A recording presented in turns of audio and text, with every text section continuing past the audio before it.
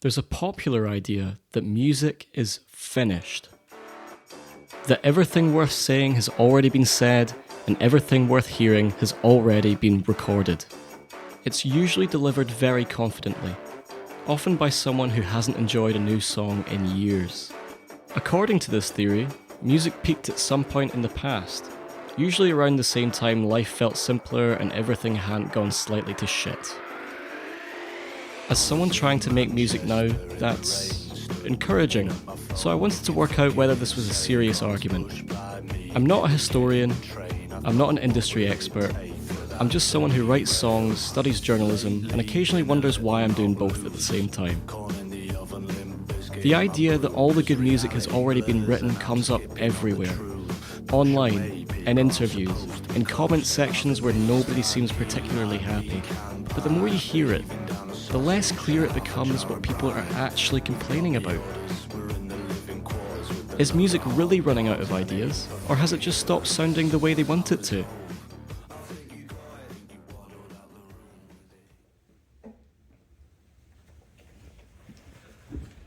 So, first things first, we have to figure out where this idea comes from, because music has been around for so long. But why do people think that it's dying? Why is the creativity aspect not there anymore, according to some?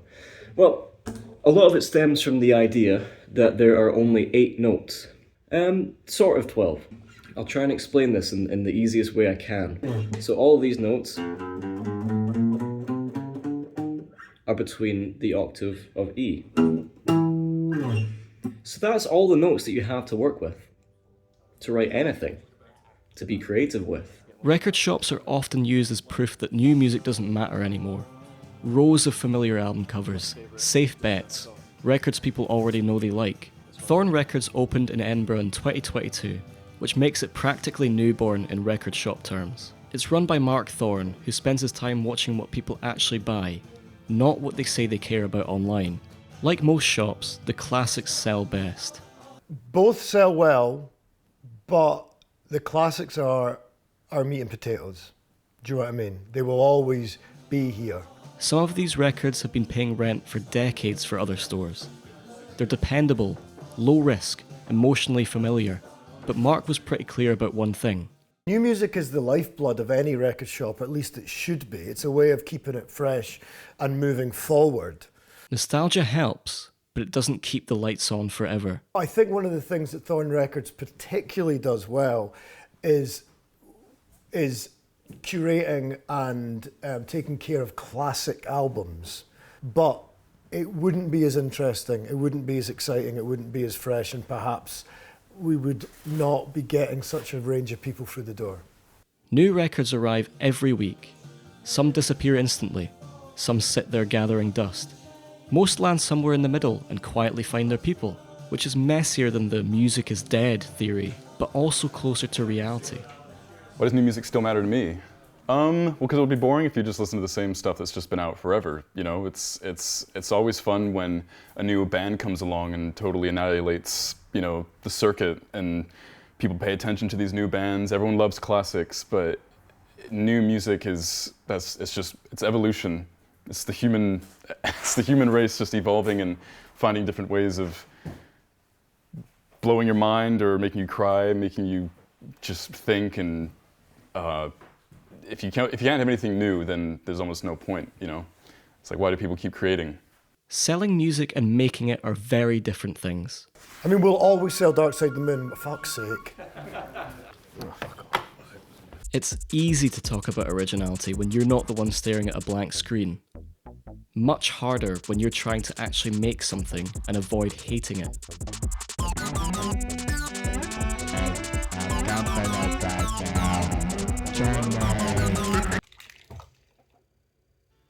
That is fucking shite. Frank Zappa is a character that I was quite obsessed with for a number of years. I thought he had a lot of interesting things to say, I thought he had a lot of interesting music. And there was one comment that caught my eye more than anything, and it was this specific quote here. Now, I saw Zappa as quite an intelligent person, if not a bit of a creep. I thought that was strange because how can he make that claim as one of music's biggest innovators? And that kind of spawned a whole category of people who say the same thing. Once you start listening for it, the idea turns up everywhere. I ran into Ross after a gig we were both playing, and we ended up talking about our influences with our ears still ringing. And you can hear influenced by like Zappa and all sorts of 60s sort of psychedelic music, but we do all of our own stuff like Zappa, the Beatles, just all sorts of random stuff through the 60s, 70s. And then I used to be really into the Smiths actually, back when I first started playing guitar, to like twinkly stuff, but now it's more on the fuzz end, you know. And that's just the state of rock and roll these days.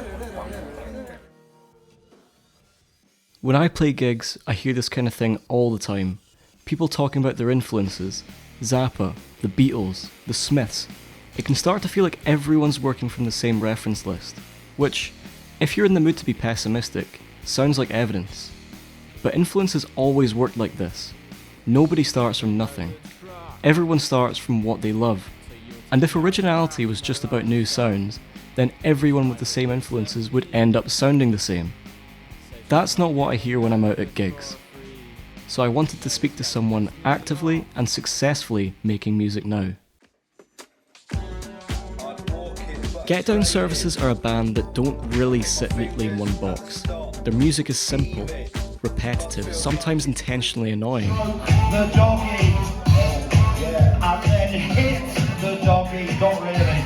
It's the kind of thing some people dismiss immediately, and others, like myself, get weirdly attached to. Josh is one half of the group. He spent the last few years writing and touring in a musical landscape that keeps reminding him how much better everything apparently used to be. Complicated because I do think we are, at the moment, they seem to be stuck in this loop of kind of nostalgia, which does suggest that we're struggling to find new ideas. But I don't think it's that we're struggling to find new ideas. I think it's the way we consume, especially with music, it's the way we consume music. He's heard the argument that everything's already been done. He just doesn't find it especially helpful.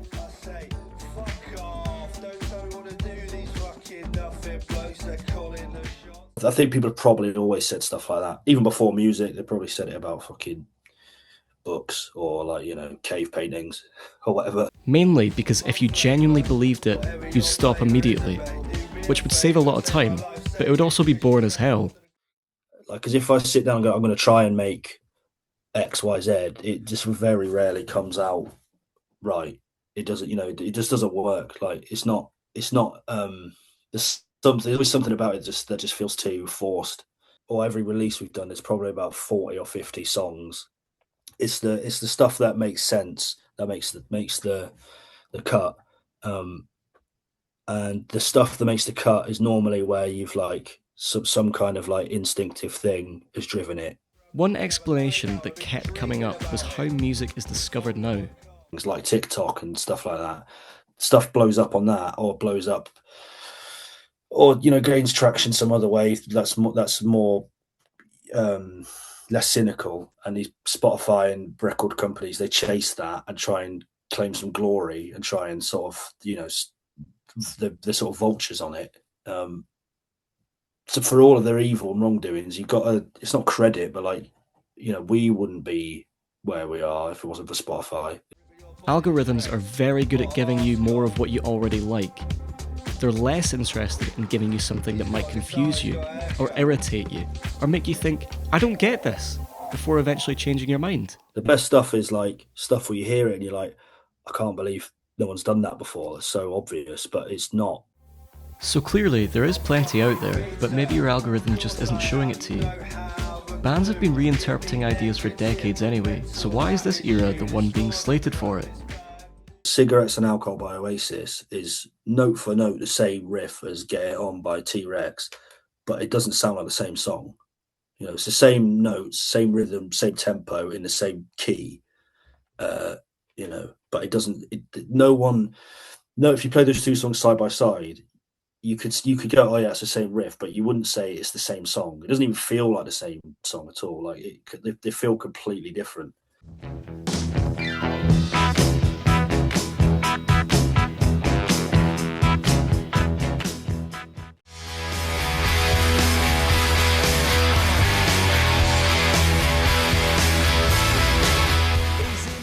After establishing why some people may hold the opinion that music is no longer original or creative, all that was left to ask was what they mean when they talk about originality. Because the actual musical notes of something is only one part of what makes a song.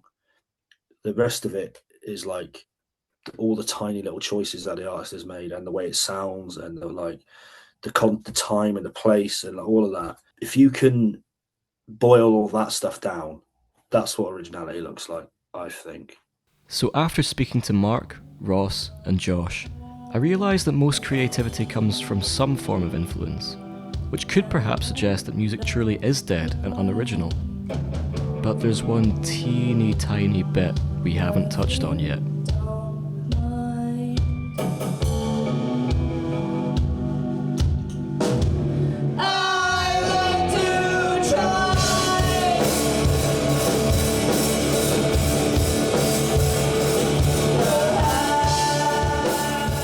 This is the bit that doesn't really fit into an argument.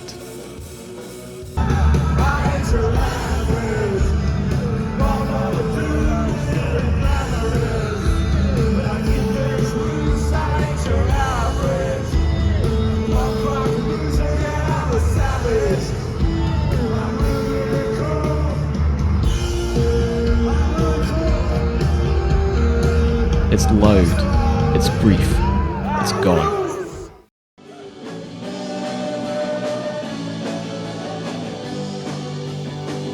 None of this looks especially original, it just is.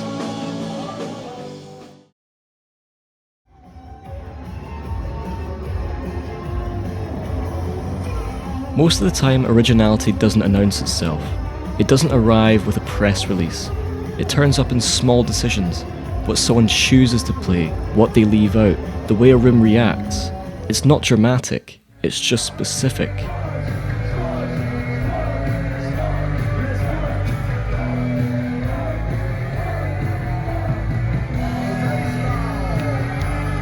Whatever you think about originality, this doesn't feel finished.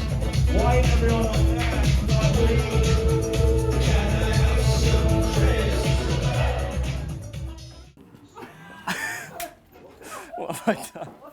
Most of making music looks like this. Turning up, carrying things, arguing quietly about where the cable should go. You play the same thing again and again until it stops sounding completely wrong. Now this definitely doesn't look original. It just looks like work, which is somehow both disappointing and reassuring at the same time. Soundcheck is supposed to be technical. In reality, this is where half the creative decisions get made by accident. My pedal died here, which was inconvenient, and kind of useful.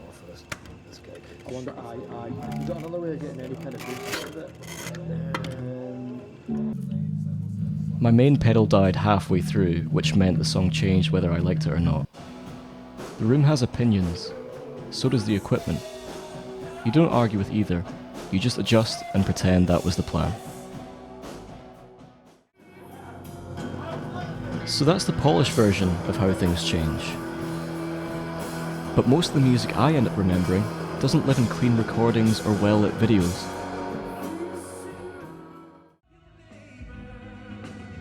It lives on people's phones.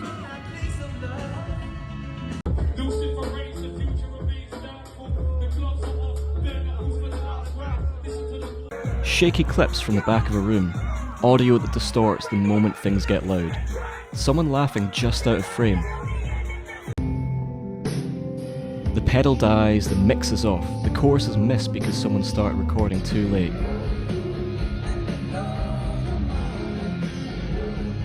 But this is how a lot of music actually survives. Not as a finished product, but as a memory of being there.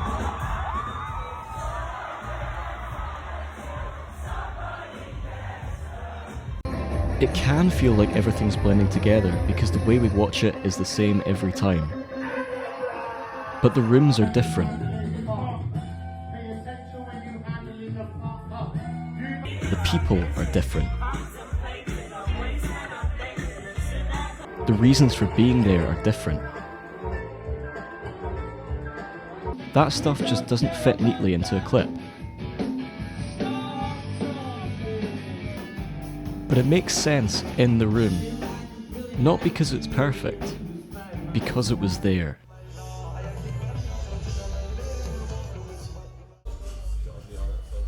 Most of the time, this is what's left after the noise. Packing things away, half conversations, everyone heading off in different directions. It's easy in moments like this to wonder whether any of it really mattered. Whether it's just another night, another room, another set that disappears as soon as it ends. But by the next day, this room will look completely different.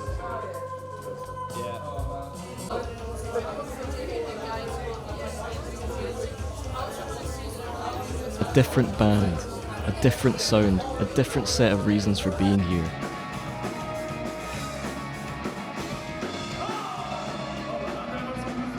None of this stops. It just resets.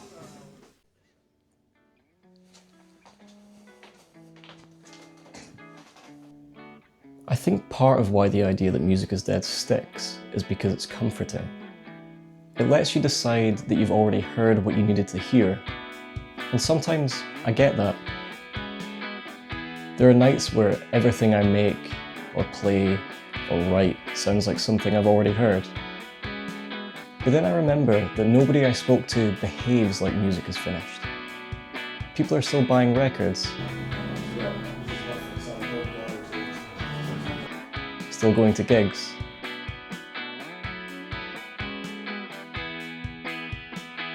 Still making out of something with what they have to make something out of. You've definitely got a lot of support slots because they're like, oh, they don't have a band, so yeah, that's fine, that's easy. I don't know if what I make is original, but most days I'm just trying to make something that feels honest. And for me, that feels like enough of a reason to keep going.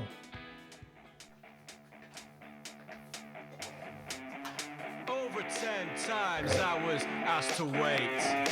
Stuck in the lounge, wanna be at the gate. These metal towns got nothing for me except the taste of copper when I sink my teeth. Rumors started by the loose lips flapping. They need their tongues cut out. I see them riding on the bright red carpet. I see them wriggle about. Real big Scotty squashed into the seating. Dissatisfaction piling up to the ceiling. Again and again and again and again and again. Again and again. Again and again and again and again and again. Again. Yeah, I know what he looks like. He's got a real